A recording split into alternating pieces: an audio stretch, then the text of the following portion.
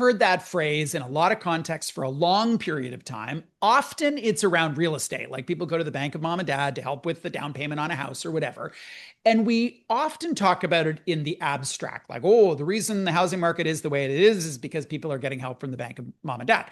But we don't often talk about it specifically. And certainly the level of disclosure people have about being recipients from the benefits of the bank of mom and dad is quite rare indeed. Lindsey Stanberry is the founder of The Purse, which is a site dedicated to women and finance, and she's got some thoughts on this as being one of the taboos that we still have to navigate in the world of personal finance. She joins us now from New York City. Hello, Lindsey. Hi, so great to see you, Bruce. So you call this a boomer lifestyle subsidy. I love that phrase, and it's one that you acknowledge that you benefit from. I mentioned housing. Can you give us some examples for other ways in which this subsidy or whatever you call it can manifest for people? Yeah, so I was super lucky. My parents paid for college. So that's a big one. To be able to graduate without debt, which was an amazing gift. I didn't appreciate it at 22, but I definitely do now. Yeah. They've also provided a lot of free childcare for me. They helped me when my son was very little. That brought down my childcare bill pretty significantly. So those were just two examples. I'm sure a million people have other examples. Their parents buy them dinner. I always think about, you go and visit your parents and they give you $25 on your way out the door. There's a Yeah. lot of big and small ways that parents help people out. And yet we don't talk about that. We don't We talk don't about it. talk about Bruno. No. Why do you think this topic is so taboo? I mean, money's taboo, period, full stop. But this part of it in particular is even more so. Yeah, I think that there is this old trope of the ne'er-do-well child who is a failure to launch. And part of the reason why is because they're receiving financial support from mom and dad. And so I think that parents are embarrassed to share when they support their adult children. And equally, adult children are embarrassed to talk about the ways that their parents are helping them. And in the absence of disclosure and openness around this, I think people think that everyone around them lives in the same world. So I married someone who had no help from his parents ever. And I Mm-hmm. had support through university. It ended after university. I didn't get a down payment on a house, but very, very different paths. And yet, but I wasn't aware of that other world because I grew up inside this privilege bubble. Yeah, you definitely don't. And I think that oftentimes we look on the outside and we wonder, like, how are these people swinging it? How are they getting those down payments on their home? Or, how are they affording to have a third child? There's all kinds of different things that you're like, that's strange. Mm. But I'll also say that, like, a lot of people are receiving some sort of help in like big and small ways that can make a pretty big difference. Yeah, I'm glad you mentioned childcare because that's a big thing. And if your Mhm. parents are retired and live close by, it's actually not a big check for them to cut. They don't have to be, gazillionaires. They're offering their time, They're which is offering their time. just a Yep. treasure. You write about the myth of the self-made man. What do you mean by that?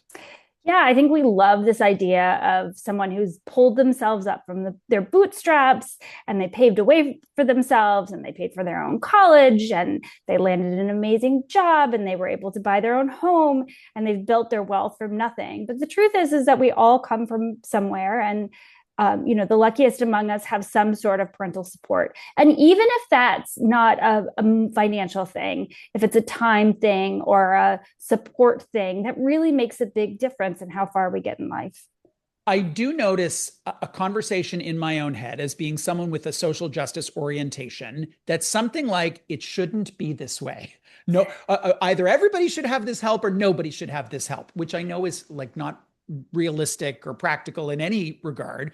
But how do you layer in that? It's not so much of it's like a worldview. It's a worldview. How do you layer that in? Yeah, I think that that's why acknowledging it is important, right? Like the minute we start talking about it and sort of pulling back the curtain, I think that it makes people feel better. You might feel jealous, but then at least you know. Right. But then again, like time is valuable, right?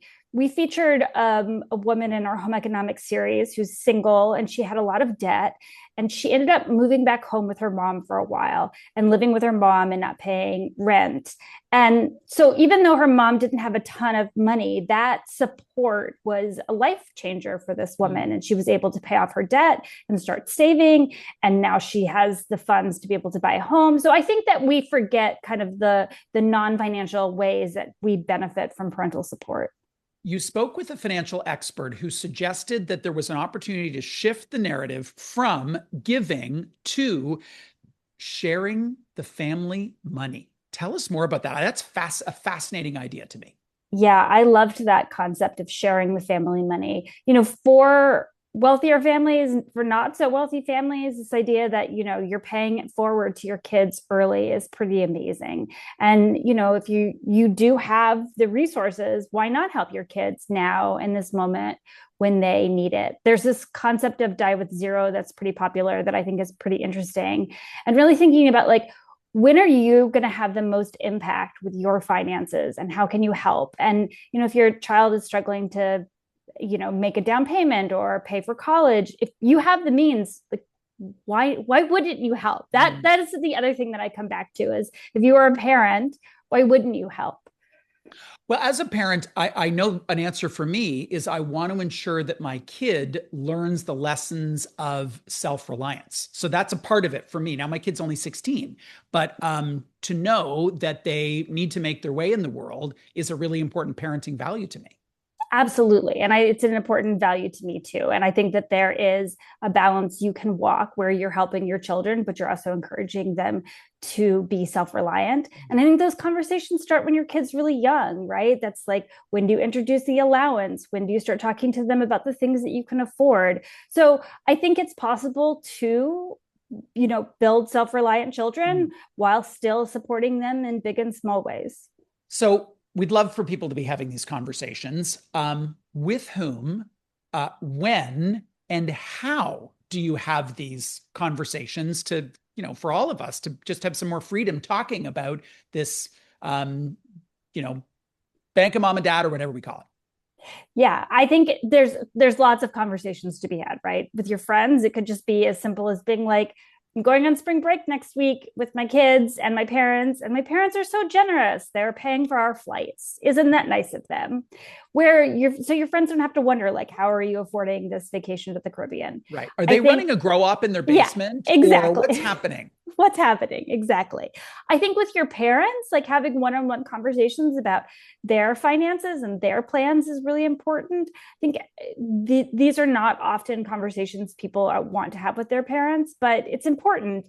It sets you up for success, and it also helps you make sure that they're taken care of as they reach old age and retirement. Because that's the other thing. You don't want to be taking so advantage of your parents that one day they can't retire. Yeah. I often think of the bank of mom and dad offering, putting it out there and saying, we would love to do this for you. But I'm sure in some families, the conversation doesn't start there. It starts with the kids saying, hey, I'd really love to get into the housing market. I know you've talked about an inheritance one day, someday. Could I get an advance on that? That in some families would be an excruciatingly difficult conversation to kickstart.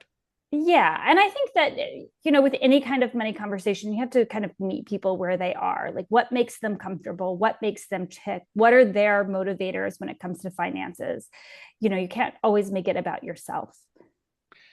How do you deal with, and maybe you don't have direct experience on this, but how would you recommend people deal with the jealousy that some people in their social circle might have about their circumstances? Yeah, I get that. I think we all feel a little twinge of jealousy about different people's lifestyles and experiences. I think that it also comes back to what are your values? What are the things that are important to you? Whenever I feel a twinge of jealousy about someone else's experience, I think, okay, what do I have in this moment that makes me happy? What are my priorities? And if I decide that the thing that person has is something that I really want, I try to figure out how to get it. And of course, I'm not aiming to be a billionaire, and, you can't conjure up rich parents as much as that would be nice. But I think that you need to evaluate your own life and figure out okay, how do I get the things that I want if I don't have a direct path? Yeah. I'm just recalling my husband and I raised our kid for the first 4 years well away from family and had nobody Yeah. to foist the kid upon. And I was Yeah. jealous of people who had parents who could come at Yeah. the drop And of did a hat. that change? We moved back. Now, Yeah. we're still not close enough to family that they could help. And also, our kid was then 4, and it's a different Mm, thing it's a once different they've thing. got childcare and other things. It's that first year or Yeah. two that you're like, oh my God, I would really like for someone to be able to I would come like for somebody to help. Well, and as live. I like to joke, my mother was so helpful, but there is no such thing as free childcare. You pay dearly in other ways. I bet. I bet. Lindsey, thank you so much for your time and for your insight today. Thanks so much, Bruce. Lindsey Stanberry is founder of The Purse. She was here to talk about the bank of mom and dad, the taboo that exists when people even think of that idea, and what we might be able to do to eradicate that, at least over time.